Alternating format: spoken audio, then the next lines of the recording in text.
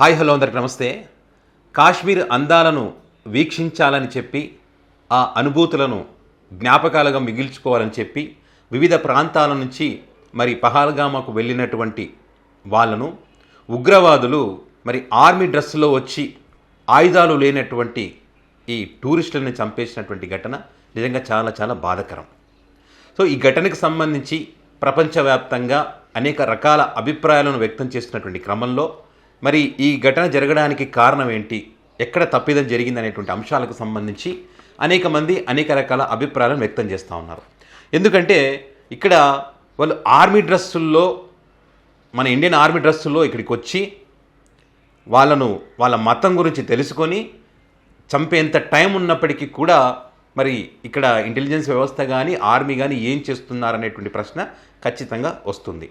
మరి ఇదే కాకుండా ఒక మహిళ తన భర్తను చంపేస్తుంటే నా భర్తను చంపకు, కావాలంటే నన్ను చంపు అని చెప్పి, అంటే ఒక భరతమాత అంటాం కదా, అలాంటి గొప్ప ధైర్యాన్ని అక్కడ ప్రదర్శించింది ఆమె.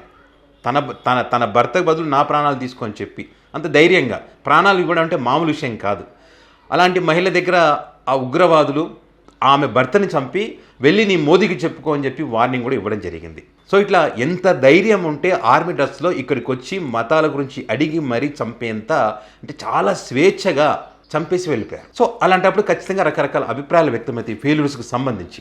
సో ఇప్పుడు ఈ అంశానికి సంబంధించి మేజర్ జనరల్ జీడి బక్షి, అంటే గగన్దీప్ బక్షి, ఆయన కొన్ని కీలకమైనటువంటి కామెంట్స్ చేశారు. అది పెద్ద ఎత్తున వైరల్ కూడా అవుతున్నాయి.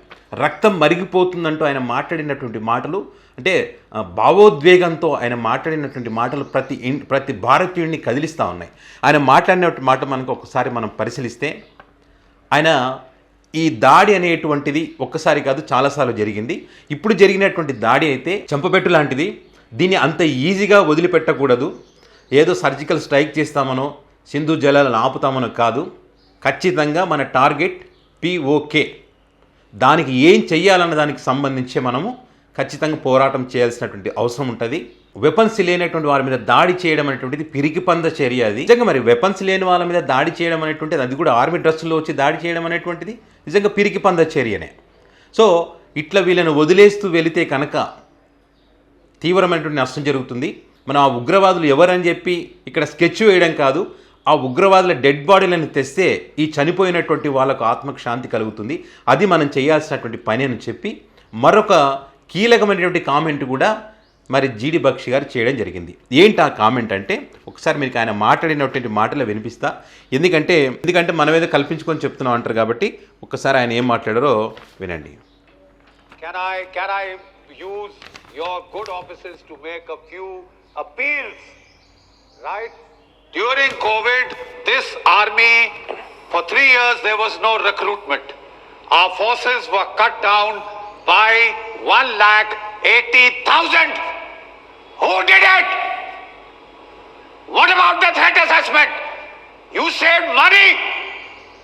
You saved money to get these people killed, damn you. I fought in Kishtwar. 3 years, Arnab.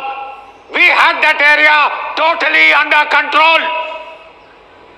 Now that poor sector 9 sector RR, those boys are being asked to look after 2 sectors because somebody felt manpower is not needed.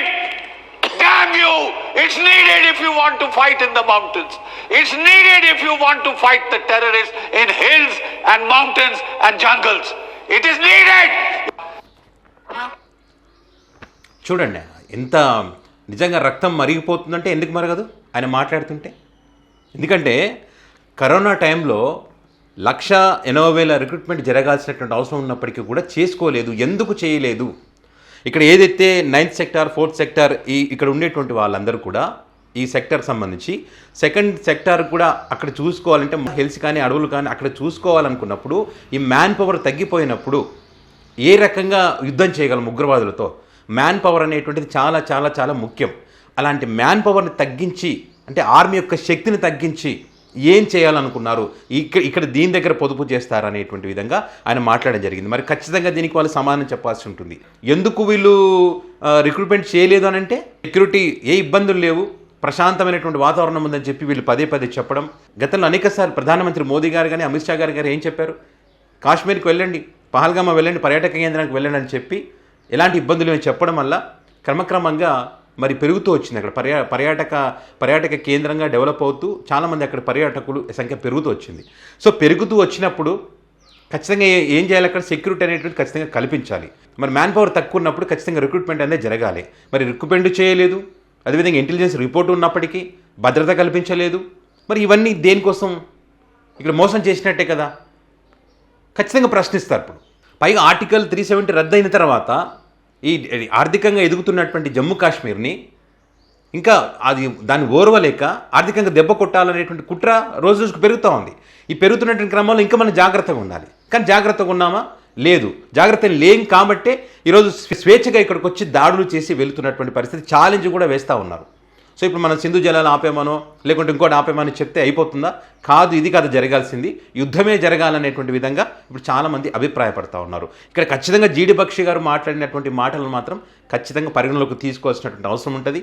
ఇప్పటికైనా recruitment చేయాల్సినటువంటి అవసరం ఉందని చెప్తా ఉన్నారు కదా, ఆ ప్రక్రియ ఏదో కంప్లీట్ చేయాల్సినటువంటి అవసరం ఉంది. ఇక్కడ bullet to bullet, brick to brick అని ఆయన చేసినటువంటి కామెంట్స్ పెద్ద ఎత్తున వైరల్ అవుతా ఉన్నాయి. నిజంగా ఎంత ధైర్యం ఉంటే మన ఇండియాలో కాలు పెట్టి మన ఆర్మీ డ్రెస్లో వచ్చి ఆయుధాలు లేనటువంటి మీద వాళ్ళ మీద దాడి చేసి వాళ్ళ ఛాలెంజ్ విసిరిపోతే మనం సైలెంట్గా ఉండాలా, మౌనంగా ఉండాలా? కాదు, కావాల్సింది వాళ్ళ డెడ్ బాడీలు ఖచ్చితంగా చూడాల్సిందే. చూస్తే తప్ప వీళ్ళ ఆత్మకు శాంతి కలిగేటువంటి పరిస్థితి ఉండదు. ఇంకొకసారి ఇలాంటి చర్యలకు పాల్పడాలంటే భయపడిపోవాలి. ఇక్కడ కొంతమంది ఏంటంటే రాజకీయ కోణంలో చూస్తూ ఉన్నారు, ఓట్ల రూపంలో చూస్తూ ఉన్నారు. ఇక్కడ ఎంతసేపు ఉన్నా హిందూ ముస్లిం గొడవగానే చూస్తున్నారు. కానీ ఇక్కడ ఉగ్రవాదులు ఇండియా మీద దాడి చేసిన అంశంగానే దీన్ని చూడాల్సినటువంటి అవసరం ఉంటుంది. ఎందుకంటే ఇప్పుడు పహల్గామాలో జరిగినటువంటి దాడికి సంబంధించి కొంతవరకు ఆపేస్తున్నారు, ఇంకోవైపు చూడటం లేదు. అక్కడ దాడి జరిగిన తర్వాత ముస్లింలు అక్కడ చేసినటువంటి సాయం కూడా మనం మర్చిపోకూడదు. అండ్ అదేవిధంగా ఒక వ్యక్తి కూడా ప్రాణాలు పోగొట్టుకున్నాడు అక్కడ. సయ్యద్ ఆదిల్ అనుకుంటా, పానీపూరి బండి నడిపేటువంటి ఒక వ్యక్తి వీళ్ళ ప్రాణాలు కాపాడేటువంటి క్రమంలో తన ప్రాణాలు పోగొట్టుకున్నాడు. సో ఇలాంటివి కూడా గుర్తుపెట్టుకోవాలి, ఇలాంటి వాటికి సంబంధించి కూడా చర్చించాలి. దేశానికి సంబంధించినటువంటి సమస్య కాబట్టి ఇక్కడ రాజకీయాలు చేయనేకూడదు. అయితే చాలామంది ఏమంటారంటే ఇప్పుడు జీడి బక్షి గారు చేసినటువంటి కామెంట్స్కి సంబంధించి రక్షణ శాఖకు ఇప్పటికే సుమారుగా 6,50,000 కోట్ల రూపాయలు మనం బడ్జెట్ కేటాయిస్తున్నాం. అంటే ఇప్పుడు 2025-26కి సంబంధించినటువంటి బడ్జెట్ 6,50,000 కోట్ల రూపాయలు. అంటే మనకి రష్యా, ఫ్రాన్స్, అమెరికా ఈ దేశాలతో ఒప్పందం, అంటే యుద్ధ నౌకలు కానివ్వండి, యుద్ధ విమానాలకు సంబంధించి వాటి కోసం అని చెప్పి మనం కేటాయిస్తున్నటువంటి డబ్బు, మనం కేటాయిస్తున్నటువంటి బడ్జెట్. మరి ఇంత బడ్జెట్ కేటాయించినప్పుడు 1,80,000 ఆర్మీ రిక్రూట్మెంట్ ఎందుకు చేయలేదనేటువంటి ప్రశ్న ఖచ్చితంగా తలెత్తుతుంది. ఏం జరుగుతుంది? ఎక్కడ పొదుపు చేయాలి? ఇలాంటి రక్షణ శాఖకు సంబంధించి పొదుపు చేస్తారా? ఇక్కడ పొదుపు చేసి ప్రజల ప్రాణాలను పణంగా పెడతారా? ఒకప్పుడు ఆ మౌంటైన్స్ కానీ, ఆ హిల్స్ కానీ, అడవి కానీ అదంతా కూడా మన కంట్రోల్లో ఉంది. ఇప్పుడు కంట్రోల్లో లేదు అని అంటే మ్యాన్ పవర్ తక్కువ ఉంది. మరి దానికి కారణం ఎవరు? దానికి సమానం చెప్పాలనేటువంటిదే జీడి బక్షి గారు. ఓ పక్క చూస్తే మేమేమో లక్షల కోట్ల బడ్జెట్ కేటాయించామని చెప్పి వీళ్ళు అంటారు. కేటాయించి ఉండొచ్చు, కానీ ఇక్కడ ఈ వైఫల్యం అనేటువంటిది ఏంటి? ఇక్కడ ఇంటెలిజెన్స్ చెప్పినా కూడా స్పందించలేదు. ఇంటెలిజెన్స్ హెచ్చరిక చేసినా పట్టించుకోకపోవడం ఒకటి, ఆర్మీ రిక్రూట్మెంట్ చేయలేకపోవడం ఒకటి. ఈ వైఫల్యాలు కానీ వీళ్ళు చూస్తూ ఉన్నారు. ప్రజల ప్రాణాలను బలి తీస్తూ ఉన్నారు వీళ్ళ నిర్ణయాలతో. అది జరగకూడదు అనేటువంటిది సర్వత్రా వినిపిస్తున్నటువంటి అభిప్రాయాలు. సో దాన్ని దృష్టిలో పెట్టుకొని ఇక మీదటనైనా పాకిస్తాన్ ప్రోత్సహిస్తున్నటువంటి ఈ లష్కరే తోయిబా ఉగ్రవాదులు ఎవరైతే ఉన్నారో వాళ్ళు ఖచ్చితంగా వణికిపోవాలంటే, ఇండియా వైపు చూడాలంటే వణికిపోయే విధంగా మన నిర్ణయం ఉంటే తప్ప ఇలాంటి ఘటనలు మళ్ళీ జరగకుండా ఉండడానికి అవకాశం ఉంటుంది. లేకపోతే కనుక స్వేచ్ఛగా టీ స్టాల్లో టీ తాగినంత ఈజీగా చంపేసే అవకాశం ఉంటుంది. సో ఏదేమైనా కూడా ఈ ఘటనకు సంబంధించి జీడి బక్షి గారు మాట్లాడినటువంటి మాటలు అయితే పెద్ద ఎత్తున వైరల్ అవుతూ ఉన్నాయి.